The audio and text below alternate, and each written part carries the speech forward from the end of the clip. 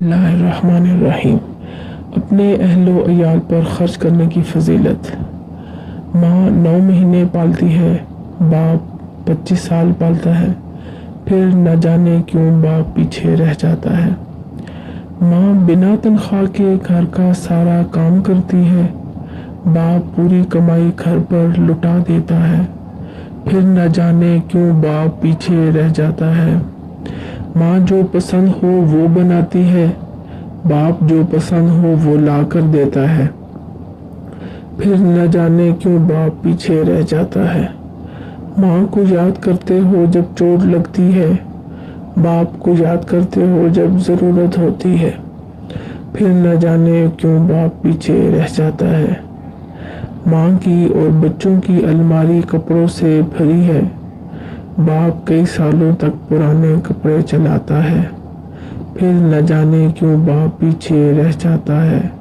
بچوں کا سارا پیار ماں کو ملتا ہے، باپ زندگی بھر قربانی دیتا رہتا ہے، پھر نہ جانے کیوں باپ پیچھے رہ جاتا ہے۔ اس دنیا میں کون ہے جو اپنے اہل و عیال کے کھانے پینے کا انتظام کی فکر نہیں کرتا؟ بعض بے حس افراد کو چھوڑ کر تقریباً ہر شخص کی معاشی دوڑ دھوپ کا اصل مقصد یہی ہوتا ہے کہ اس کے اہل و عیال خوشحالی اور فراغت کی زندگی بسر کریں، لیکن یہ بات بہت کم لوگوں کو معلوم ہے کہ اپنے اہل و عیال کی جائز ضروریات پر روپیہ پیسہ خرچ کرنا بہت ثواب کا کام ہے، بس صرف نیت ثواب کی کرنی چاہیے۔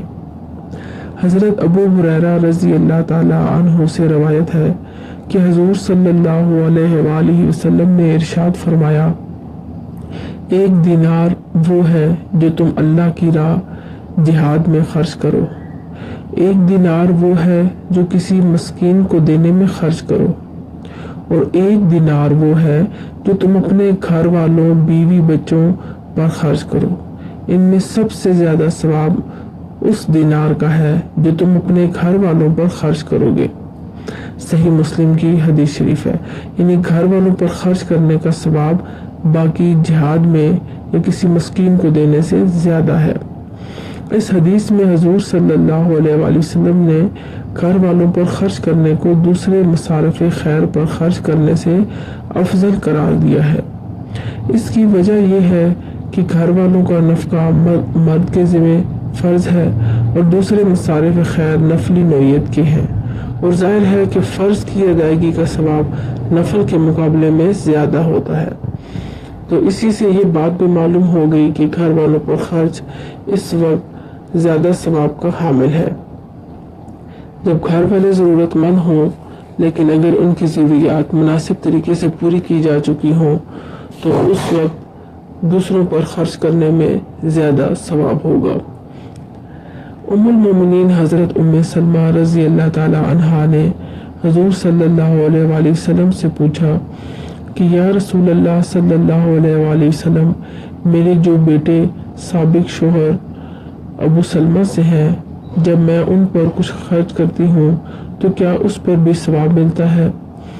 حالانکہ وہ میرے ہی بیٹے ہیں اور میں انہیں ویسے نہیں چھوڑ سکتی۔